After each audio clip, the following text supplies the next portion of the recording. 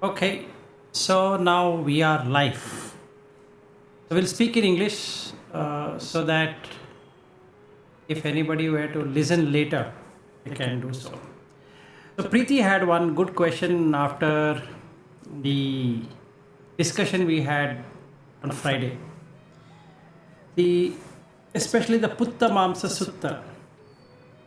If we have gone through that 1 second. So if you have gone through that, you will see in the last, Buddha says that if you understand vijnana, consciousness, then you understand everything. So there's nothing more to understand.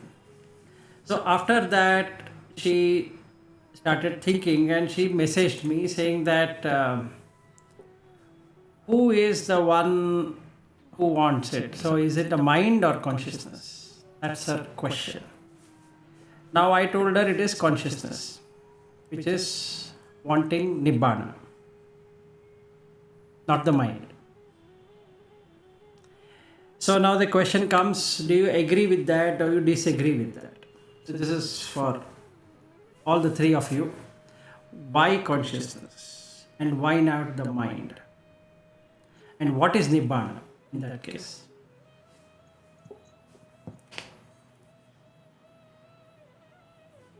Yeah, it's open so we can discuss. Consciousness is also the part of mind only, na? Consciousness is part of the mind, not really. Mind is established due to consciousness, not that consciousness is part of the mind. Good morning, are you? Good morning. Good evening. Yeah, thank you. It is good night here. It's night. Oh, night. Good night. Good night. Yeah.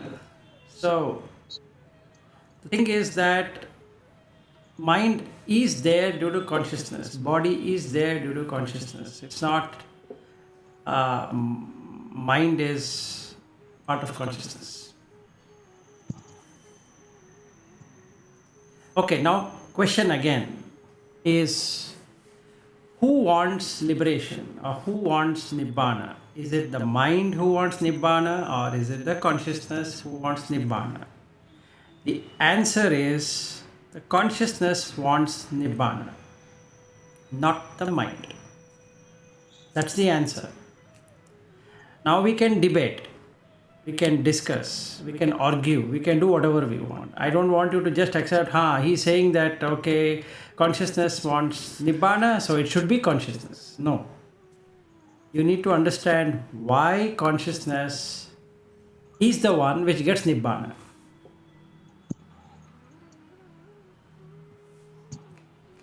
So now that Aryu is also joined, so all the four of you can ask, not ask question, you can debate, discuss, whatever. So Namo Buddhaya. Namo Buddhaya, Kalpana ji, go ahead. Actually, consciousness changes all the time. Okay. Rebirth and all these things. But mind is constant, is there. Nothing is constant. If mind, But yeah, go ahead. mind is, Chitta. Chitta is always there. Chitta is part of consciousness. Yeah. So there's nothing to do with mind. Yeah. So that the liberation wants to the mind. Okay. Liberation is for the mind. Okay. It's not for consciousness. No. Okay. Fine. So we'll see why it is so. So you say consciousness is not the one which gets Nibbana. Automatically, consciousness get Nibbana because of the mind. No, it doesn't. The rebirth is consciousness only. It's not the mind which is getting rebirth. So Yes. it's called rebirth consciousness. It's not called rebirth mind. Anyway, good. Thank you. So we'll see why it is not the mind. Any other?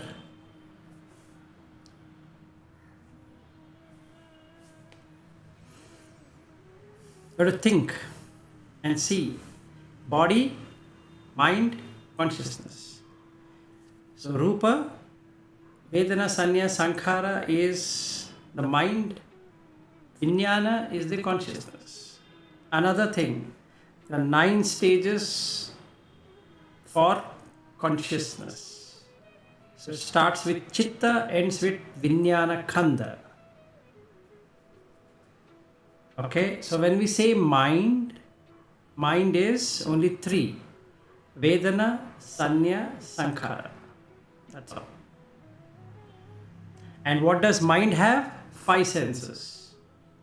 Chakku, Sota, Ghana, Jivha, Kaya. And it itself is Mano. Okay, so 6 senses with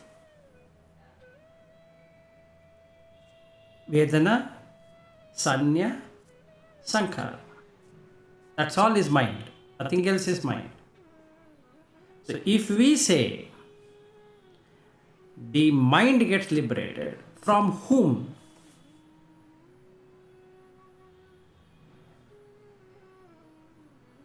Okay, so we keep that question aside. From whom the mind gets liberated? Okay, now why is consciousness wanting Nibbana? That's a basic question.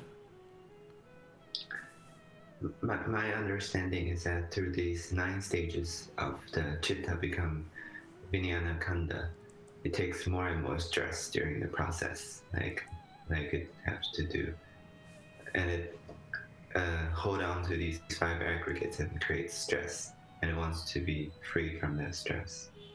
So that's my rough understanding. Sort of right. But it's not really the answer. So I think you have heard about 2 terms, Yoniso Manasikara, Ayoniso Manasikara. Right? And in English, if you translate, it becomes thoughtful reflection and not thoughtful reflection. That means you know what to do or you don't know what to do. So in the other sutta what we read the other day, about Sakka Panha, wherein the Sakka asks question that why do beings, be it Deva, be it the Asura, be it the Gandhabha, be it humans, Manusa, even though they don't want to do any kind of bad deeds, why they still do it?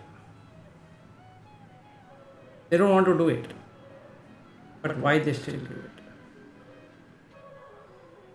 They do it because that the mind picks up something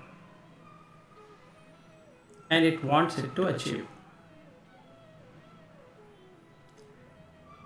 Okay, so Ayoniso Manasikara means that the consciousness allows the mind to do what it wants to do rather than not allowing what it should not be doing.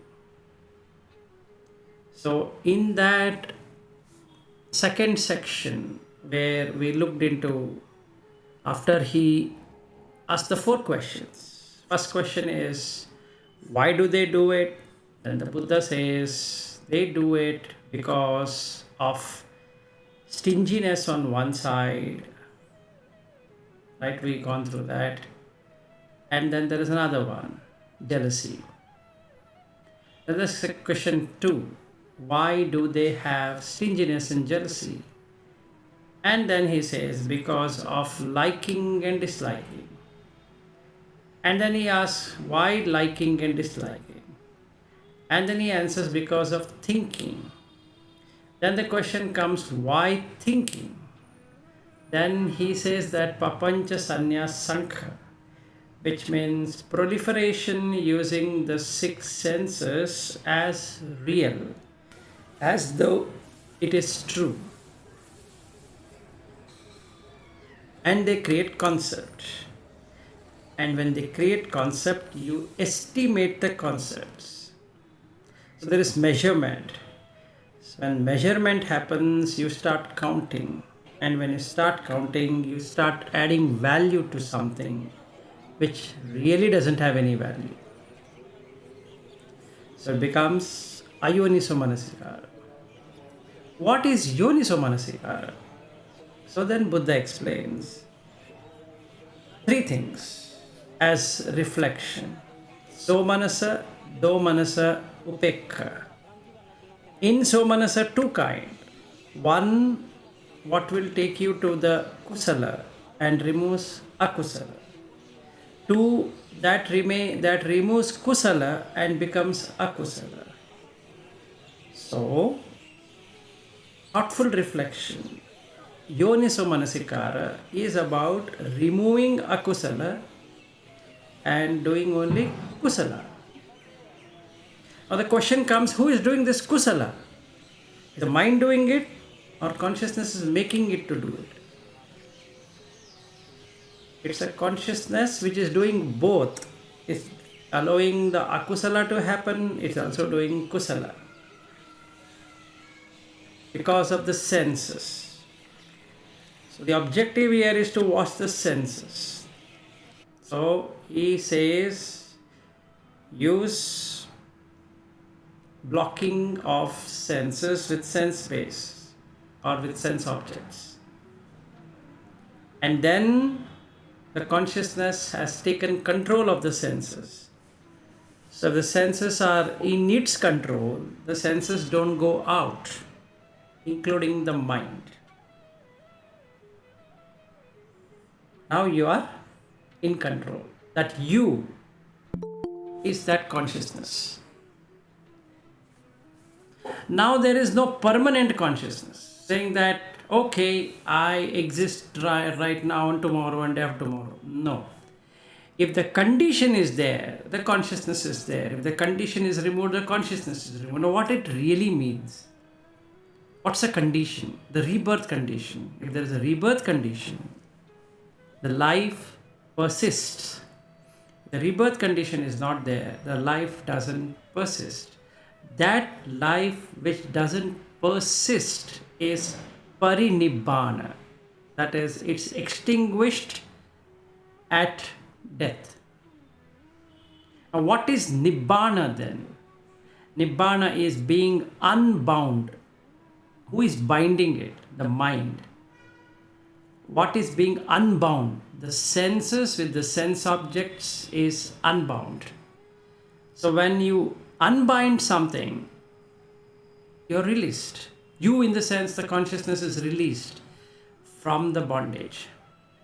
There are many suttas. What I request you to do is search on Sutta Central and give Mara. M-A-R-A, Mara. There are many suttas which Buddha explains what is Mara, on which a word has been coined which is used in all Indian languages called marana.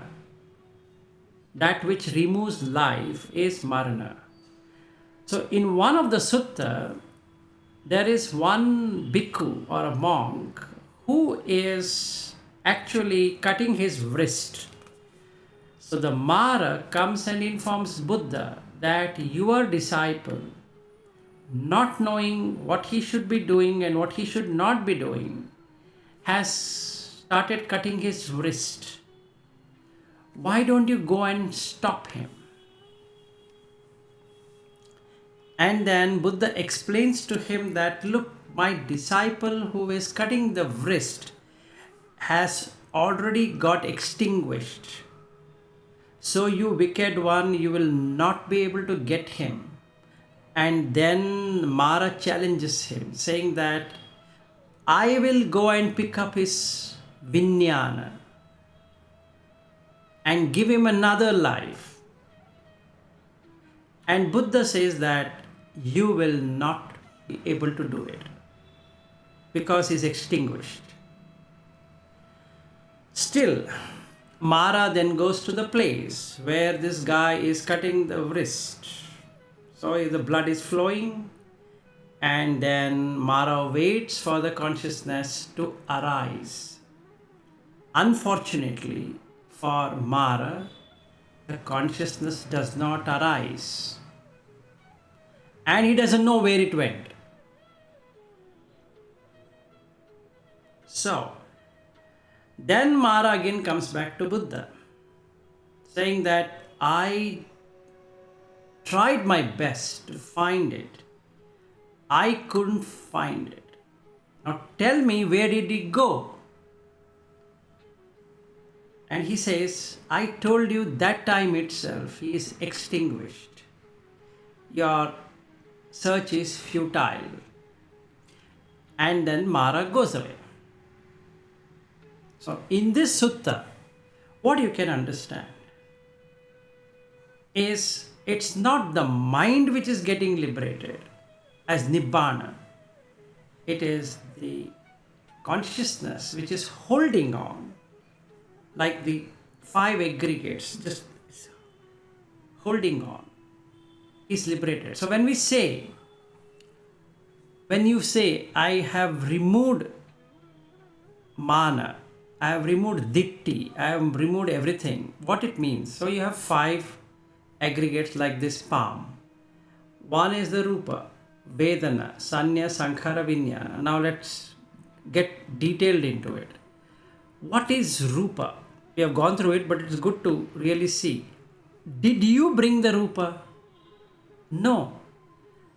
Because of you, the rupa is there.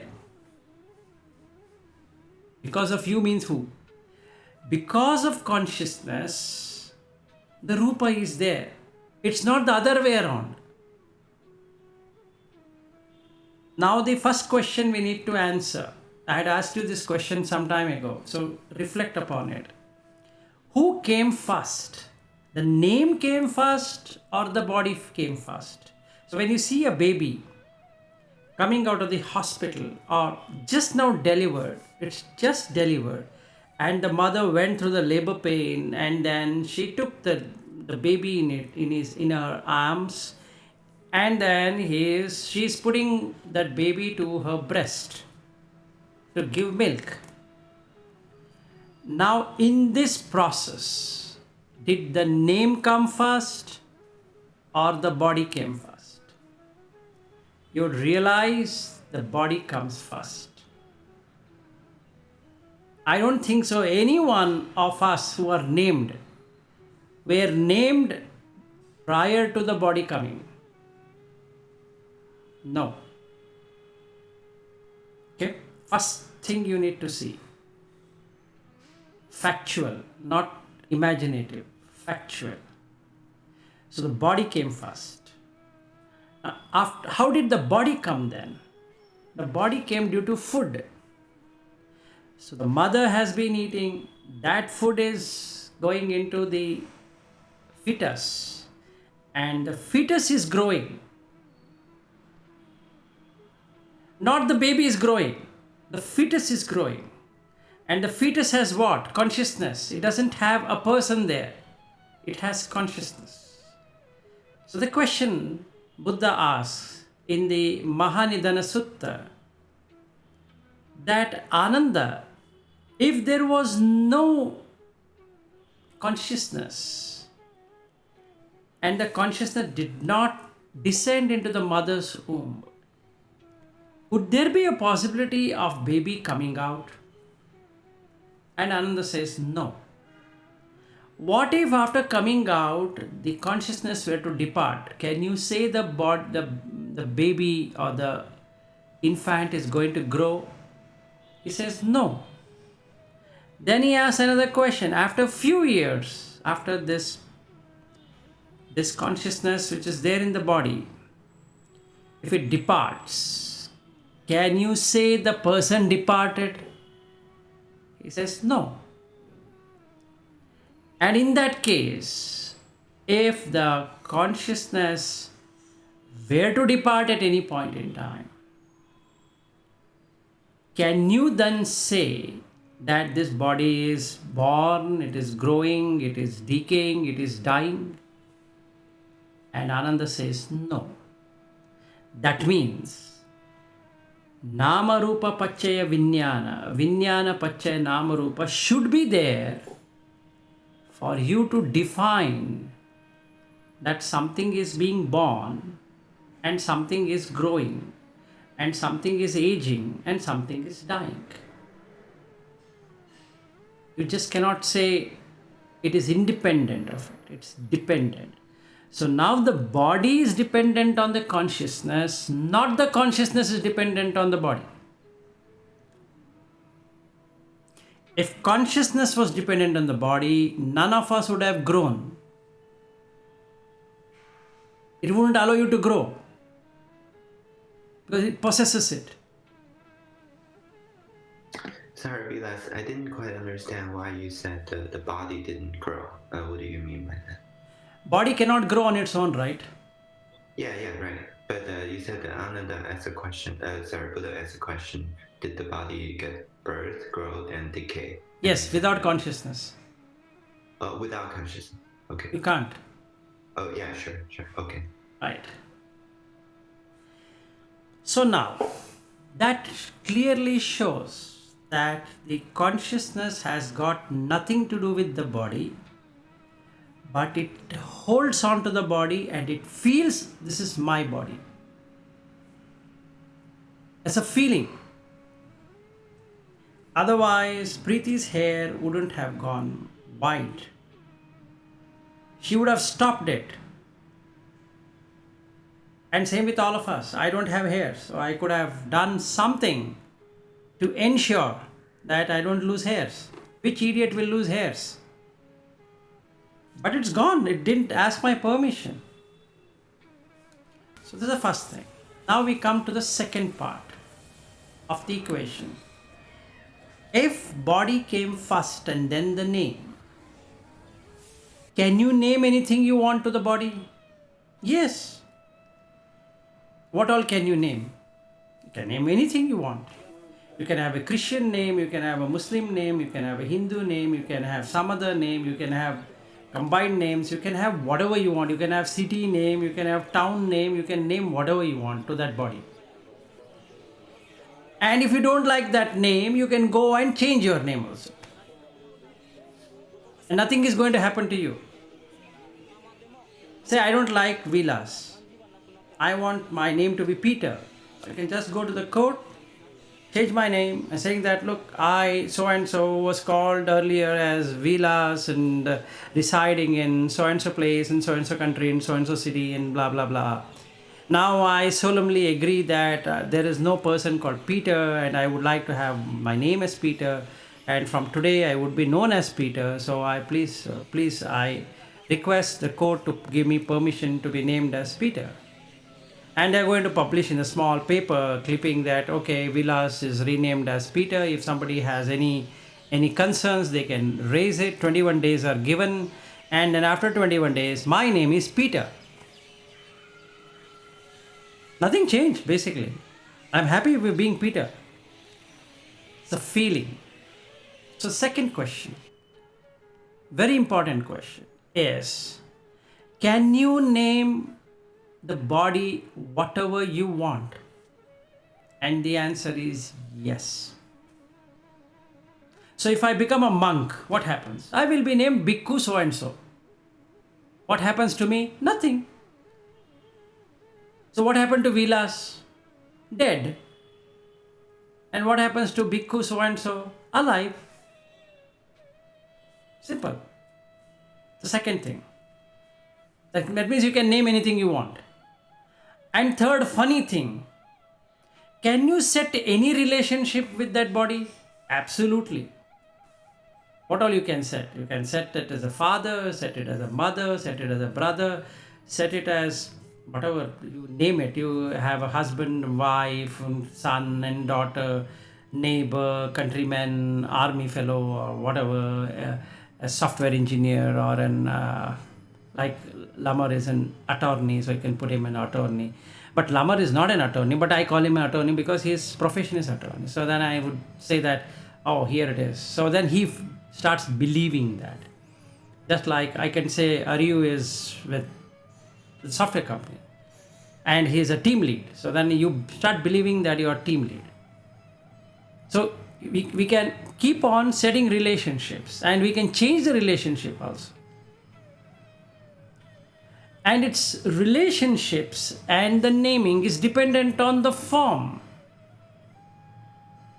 If form were to be removed, what relationship will you have now? So the Rupa, once you see the Rupa, you set a Vedana, feeling. You feel that person. And you feel this person is so and so. That is a Sanya. And you do Sankharas accordingly to that person, which never existed in its entirety. It never existed, but you keep on creating it, or I keep on doing the Sankharas. So what are the Sankharas? I make an intention to do the Sankhara as a team lead, as a software engineer, as a countryman, as a state person, as this country person, or as a doctor, or whatever professions or whatever we take, including brother, sister, and all that relationships. So can we then set relationships accordingly? Yes. The third thing. Fourth thing, when you set relationships, does this relationship go as per what you think should go, or it will go as per the conditions?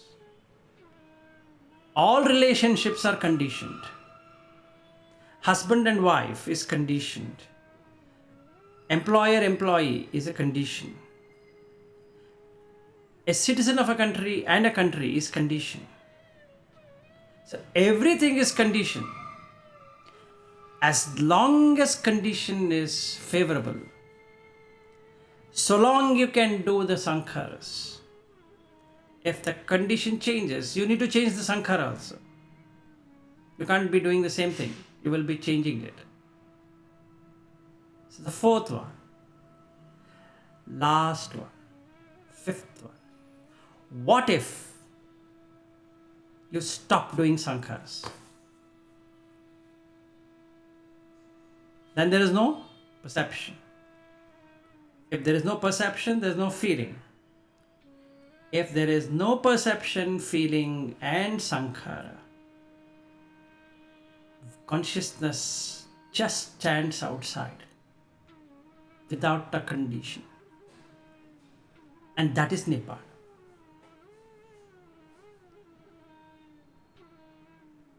Okay, so how did we arrive here? In a pure mathematical sense. First, Rupa. Fine. So we know Rupa came first. So now 1, 2, 3, 4, 5. 5 Rupas are there, including me 6. They are just Rupa. Now, what is Rupa? We have done extensively, but what is Rupa? When we say there's a form. When I say there's a form, it's not a physical only form.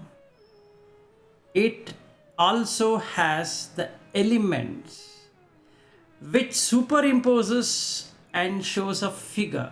So at present I don't have put an air conditioner or a fan or something, and it's slightly hot outside. So what's going to happen? This body is going to sweat. Now the water is going to come, but I am going to name it as sweat. Like that I have bones. So exactly that is what Pathavi and Apo is all about. So now this is Rupa. Is there any difference between Preeti's Rupa and Naveen's Rupa, Aryu's Rupa and Lama Rupa? No, same. If there is a physicality like a solid, it should have color. So all the 4 of us having videos and Kalpana, not having video, if you were to see, there's absolutely no difference. Except the color is different, but the solidity remains the same. So I can have a brown skin, which is part of Patavi. I can have a fair skin, which is again part of Patavi, which is earth element. But the sweat is the same. So there's no difference between are you sweat and my sweat. It's a sweat. There's no difference. And there is no difference between Naveen and me. And there's no difference between Preeti and me. There's no difference with anyone at all. As far as the body goes. Now I stick to the color and I say that I am fair. You are not fair. Neither you are dark. It's the Patavi Dhatu which has the color. It's not that I brought it up. This fairness, I brought it from the womb. No. I never did that. So if that is the truth, and you can just name whatever you want, what if you stop naming? Nama Rupa. So there is 4-line Gatha, or call whatever you want. It's a very nice one. So it starts like this. Vinyanam Anidassanam. Vijnana is, in English, consciousness. Out of 9 stages, the 8th stage is Vijnana. So from Chitta it has started. It's at the 8th stage where Vijnana. Anidasana. Nidasana means, what we can say, directed. Anidasana is, if you add an in front of Nidasana, becomes Anidasana, which means undirected. Actually, Vijnana is undirected, it's not directed. Ananta means endless. So, Vijnana, consciousness, is undirected and it is endless. Sabbato Pabam, it's shining everywhere. Now, why I am not able to see it? That Vijnana. Because the next line says, Yat, when, Patavi, earth element, Apo, water element, Tejo, heat element, Vayu, wind element. If they are attached to the consciousness,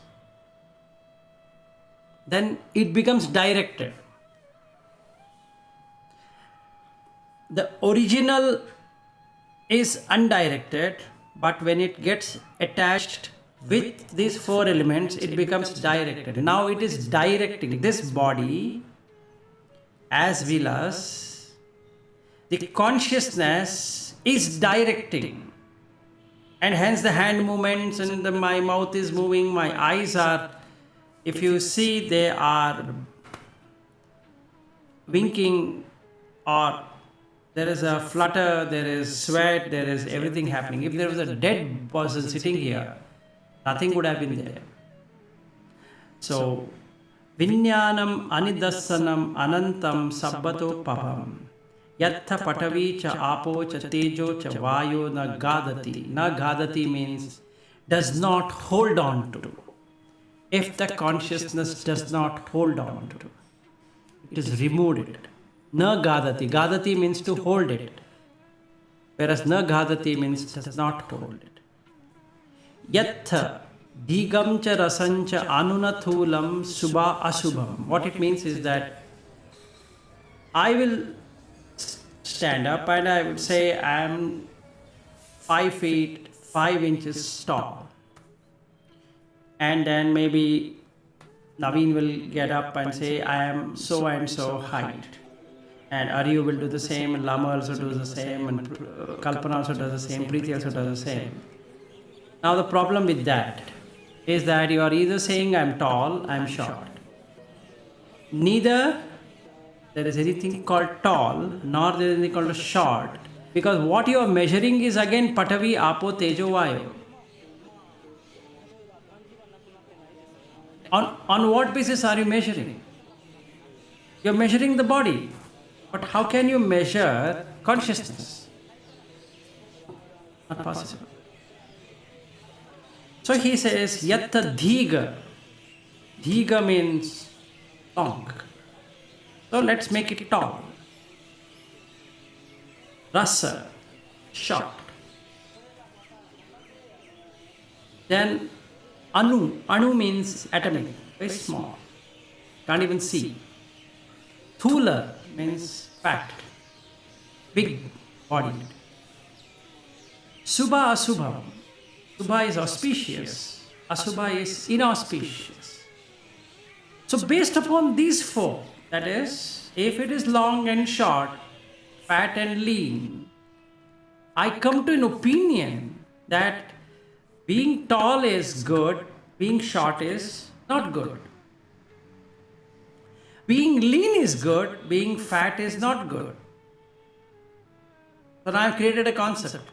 This is how Papancha Sanya Sankha happens.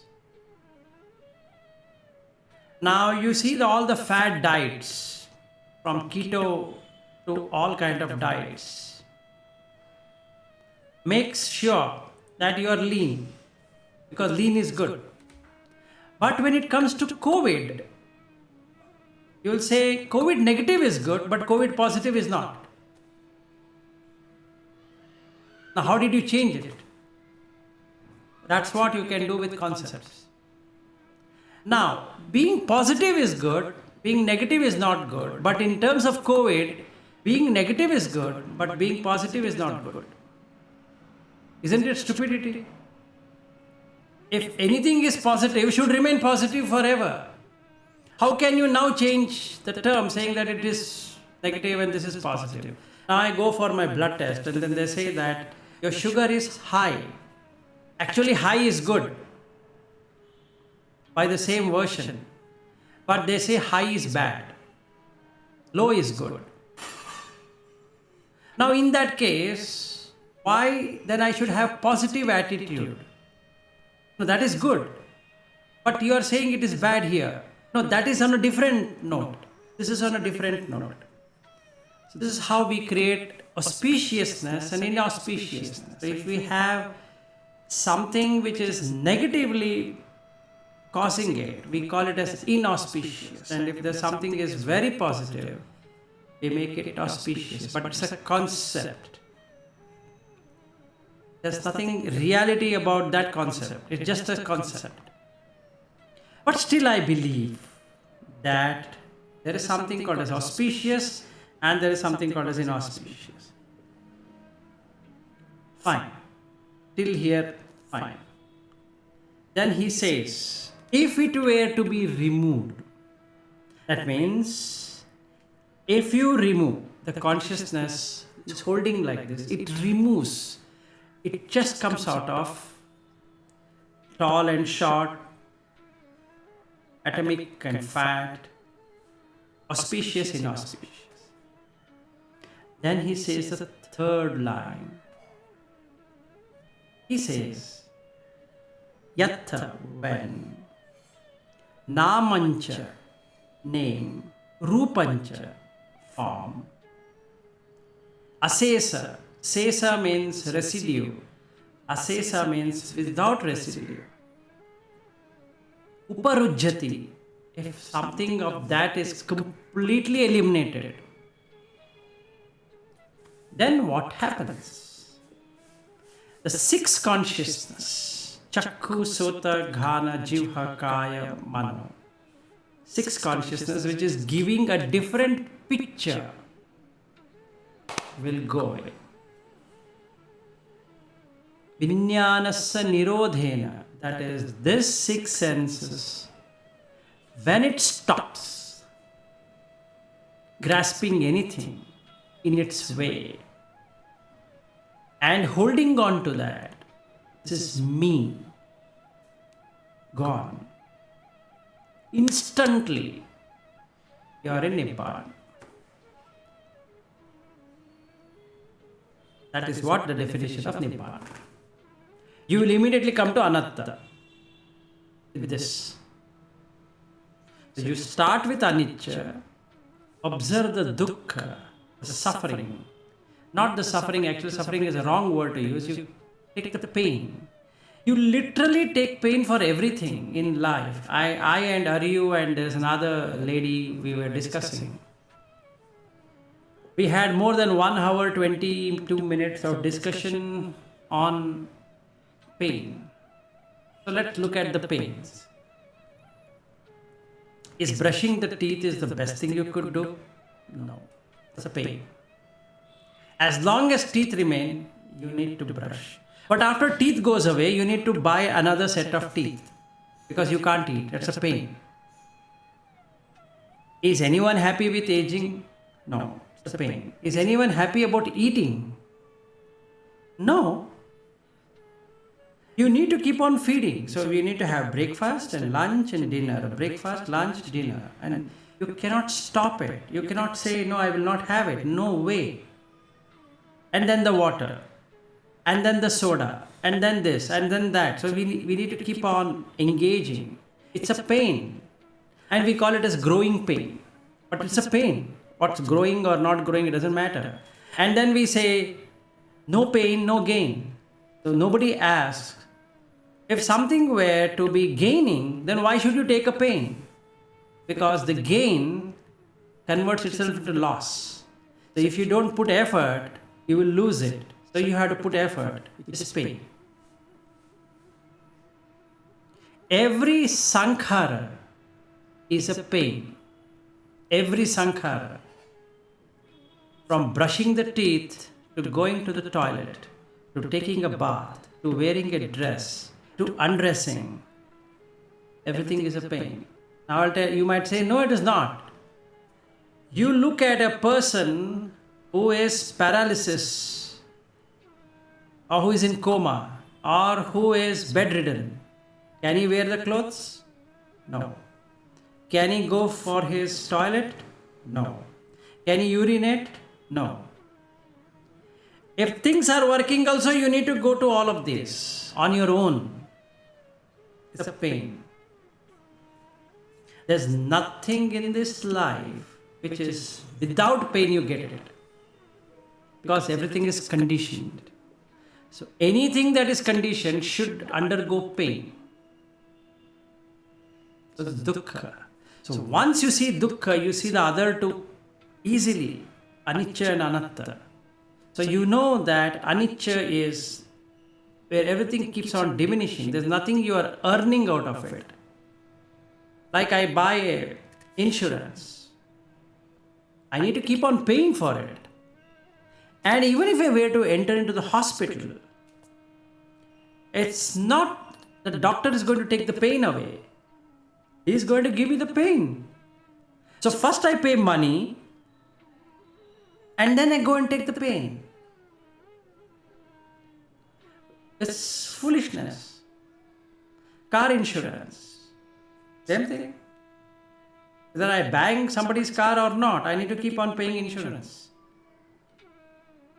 And if I do that, my car value goes down and the insurance value goes up. So the next time I go for renewal, they're not going to give me a discount. It's such a, again, pain. So everything is anxiousness oriented. So when I say pleasure, it is relief from the pain. That's all. Everything is painful. Vacation. You need to plan for vacation. You need to go to the vacation. But you will never vacate anything. The name is vacation. You vacate. What do you vacate? Nothing. You're taking the pain into a new place. And what I do is I'll now see which all places I need to go. Okay, now the cab came in right time. It's a pain. Reaching that place is a pain. Seeing what I wanted to see is a pain. Hearing what I wanted to hear is a pain. Like that, everything is a pain. So when I don't do that, do what? holding on to it, upadana, then it is released.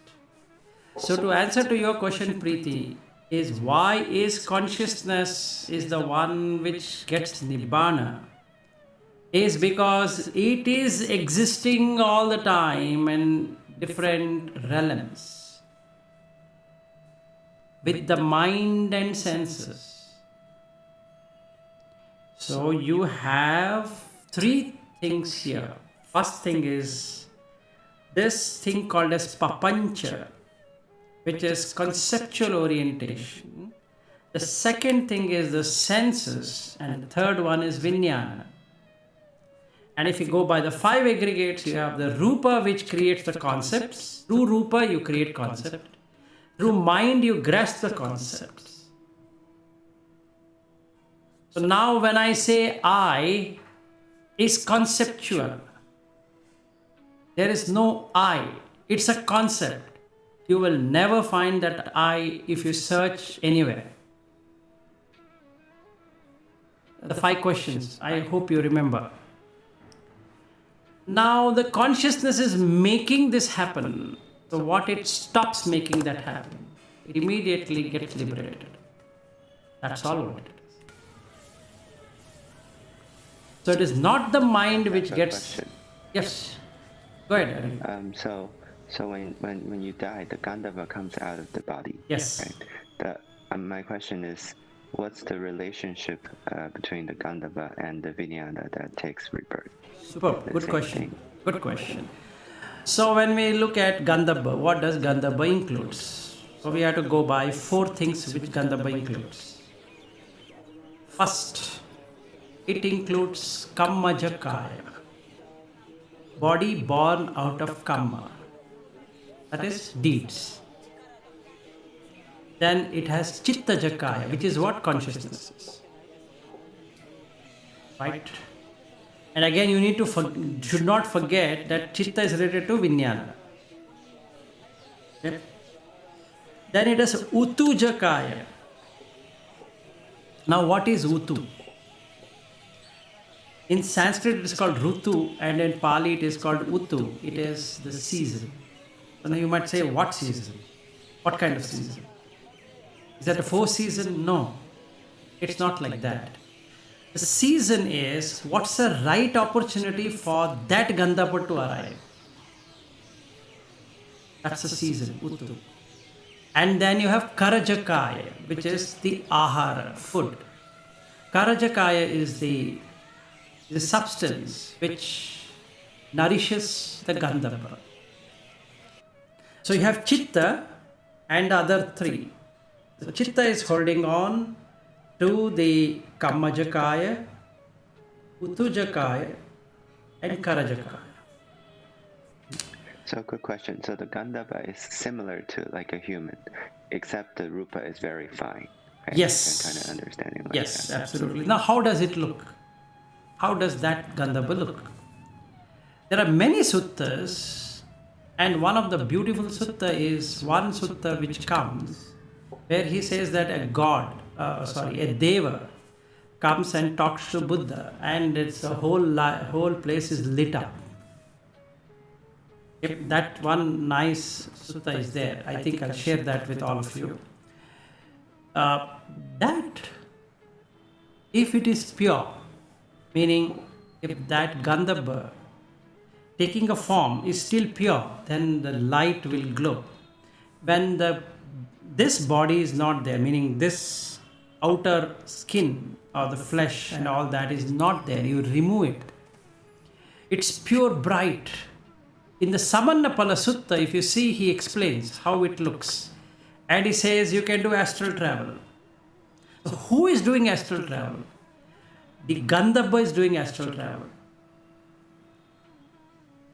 Right? So when I say I want to come to California, and come to your home, which we've been talking for long, if I'm able to get that, what happens? I can be there at your home next moment, but who is there next moment? It's a Gandhava which is coming there next moment. Now what happens to this physical body? It's evaporated. Because it doesn't really have, it just attaches to it. It by itself doesn't have. How do we know? You see a person who is dead. Eyes are there, cannot see. Ears are there, cannot hear. Nose is there, cannot smell. Mouth is there, cannot taste. Body is there, cannot touch. It's just a cover. The same eye is inside the Gandhabba. The same ear is there inside the Gandhabba. The nose is there inside Gandhabba. The tongue is there inside Gandhabba, and the body is also there inside Gandhabba. And sometimes we call that as ghost. If we were to use a word to explain how it is. So if you look at the paranormal activities, you can consider the Gandhabba is come there and doing some funny things. Now you might ask a question, why I don't see them? Our mind is not that refined to see the Gandhabba. Because it's very fine. I don't agree with that. That's okay. So let's say I don't believe in it. It's fair. Because I can't see it anyway. So what if you get an ability to see it? Then what happens? The perception changes. So again it's perception and feeling. So I feel Gandhabba doesn't exist. I feel Gandhabba exists. I perceive Gandhabba. I don't perceive Gandhabba. Gandhabba in English is an astral body. As simple as that. So a quick question. So how the Gandhabba looks like? Let's say it like currently has 6 senses, right? But let's say my next birth is going to be a deva. Let's say I cultivated jhana. You'll still have all the 6 senses. I'll still have all the 6 senses. You will have the 6 senses. Now I will tell you. I'll give you a very easy examples. Does dog have 6 senses? They do, right? Their way of perception is different and your way of perception is different. Their way of feeling is different and your way of feeling is different. But the eye is the same, right? Ear is the same. Nose is the same. Tongue is the same. The body is the same. But the perception and the feeling of a dog is totally different than the perception and feeling of you as a human. Same thing would be when you're a deva. The perception and the feeling is totally different what you get out of the 6 senses than what you would get as a human.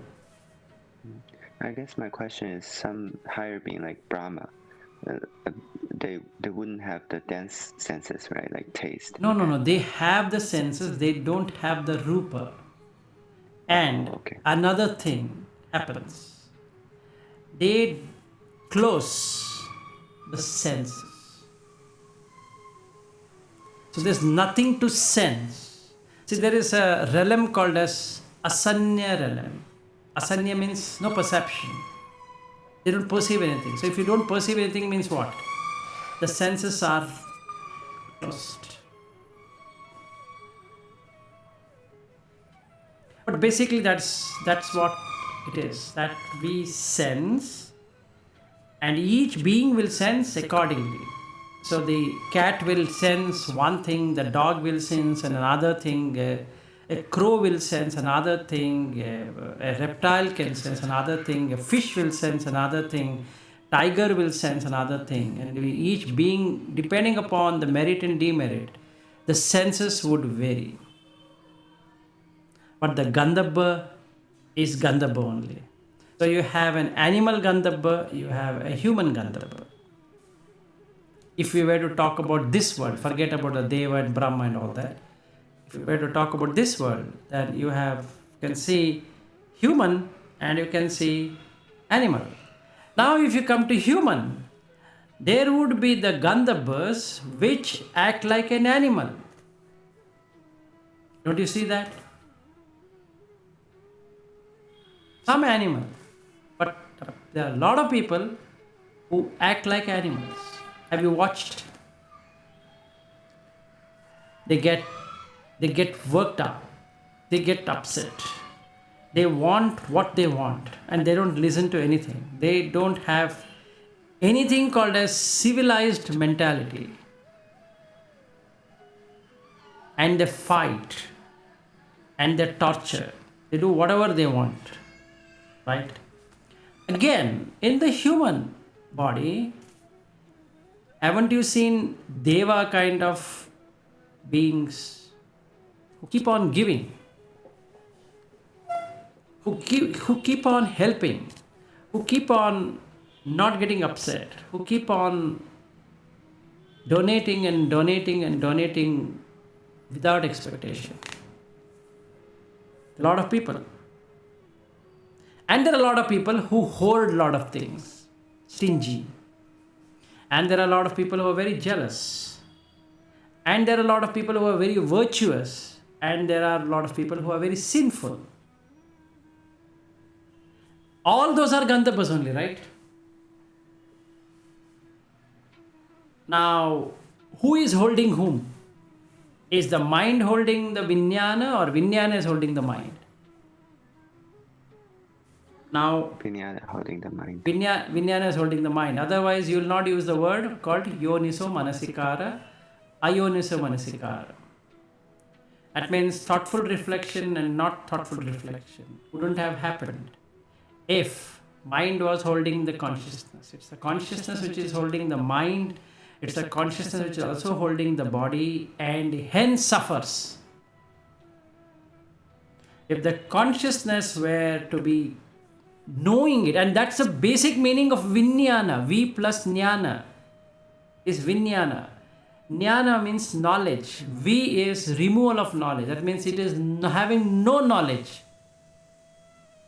Chitta is the purest.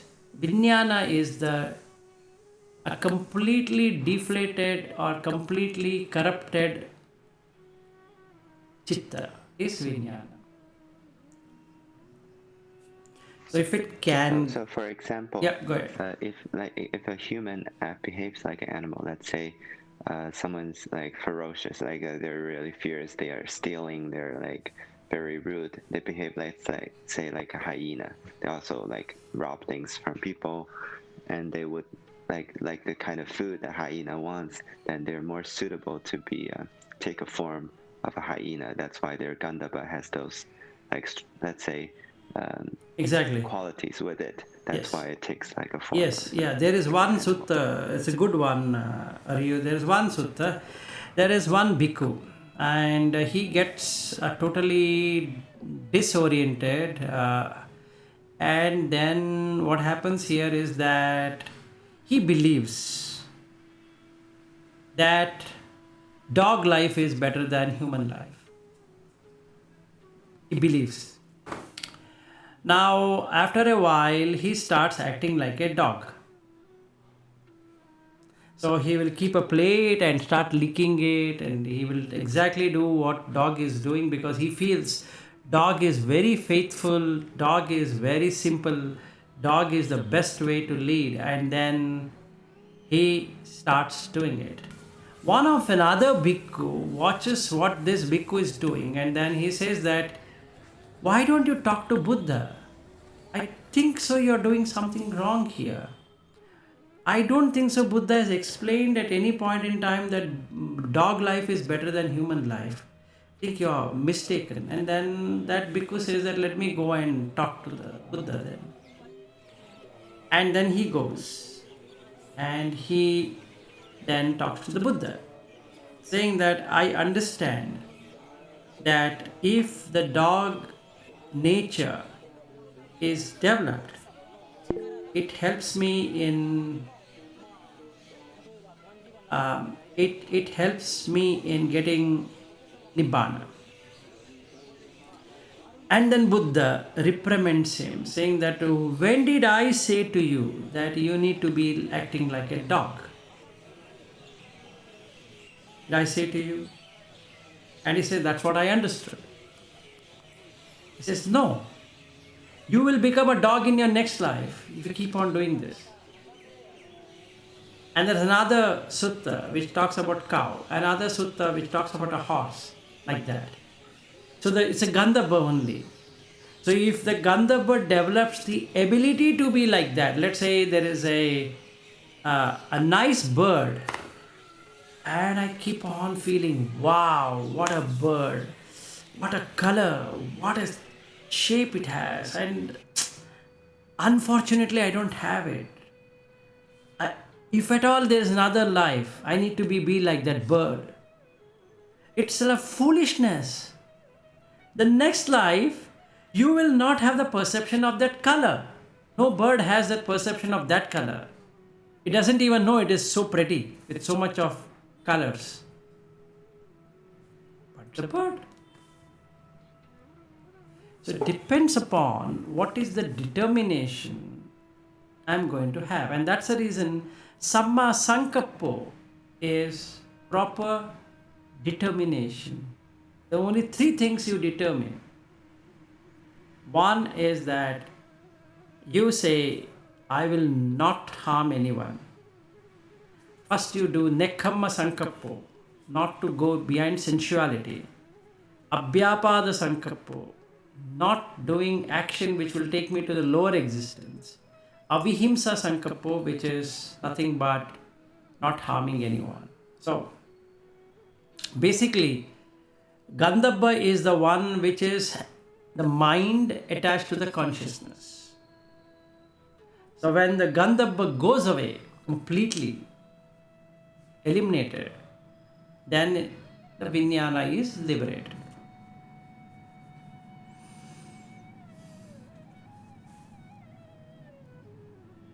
Naveen, you have any questions so far, what we discussed? Or it's too much? Well, not, yeah, I'm just trying to, comprehend this entire thing actually. It's too new for me. This Okay. concept. It's too new. Okay. Fine. So the answer to Preeti's question is this big.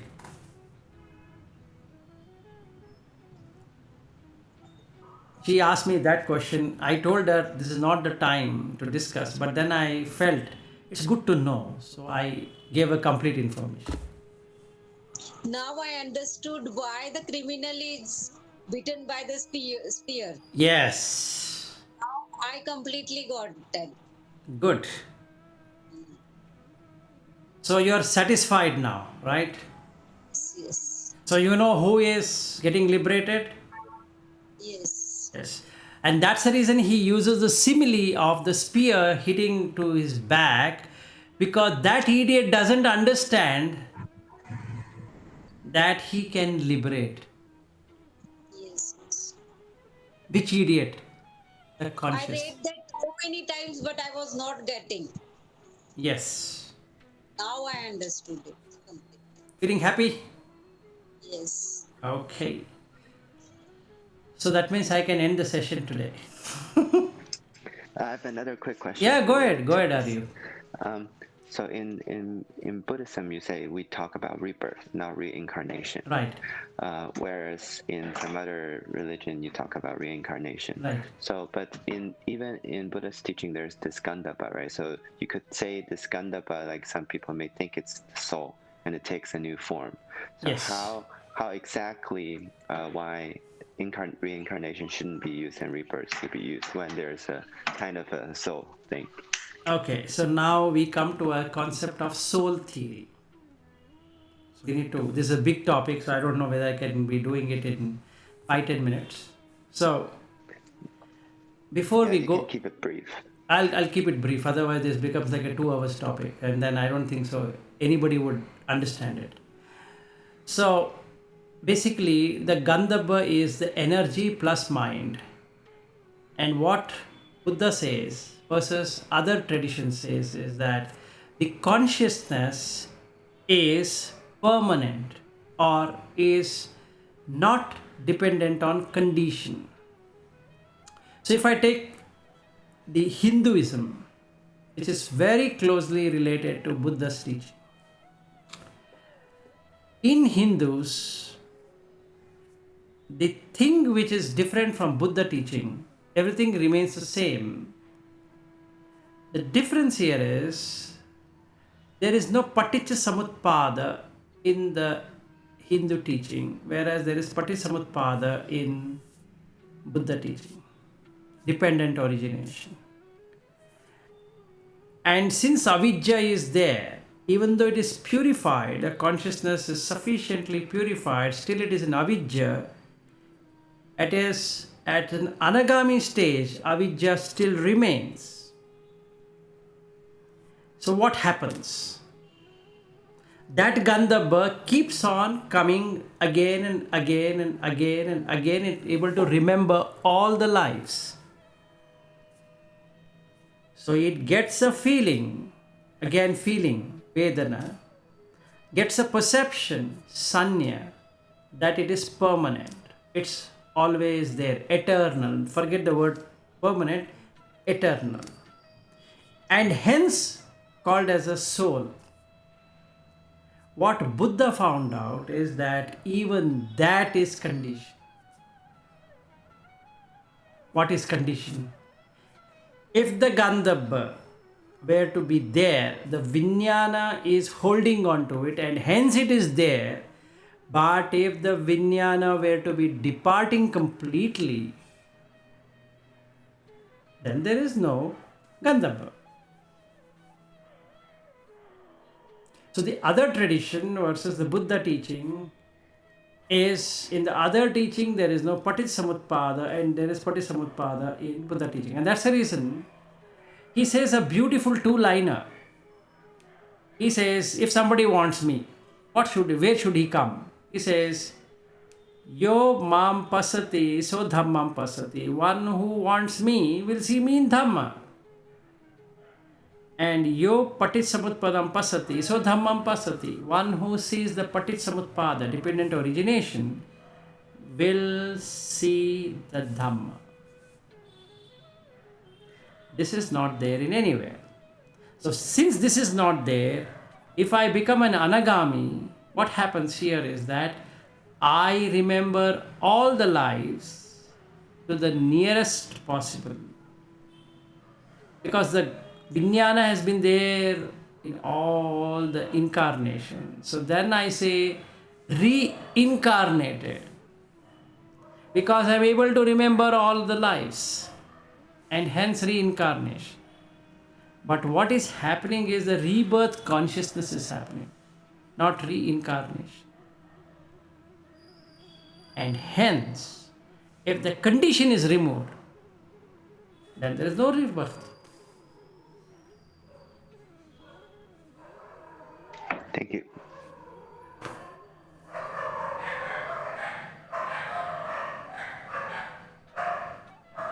Any other question? Otherwise, we can end for today. Kalpana, did you get your clarification on?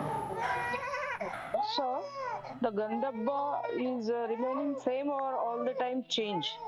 Gandhabba keeps on changing because the karma keeps on changing. Oh. Thank you. Sure. Namo Buddhaya. Namo Buddhaya. Okay, so have a good day, Aryu, and thanks for joining all the way early in the morning, and we can meet up tomorrow. And I think your son is keeping you busy. Yes, yes. Hey, good morning.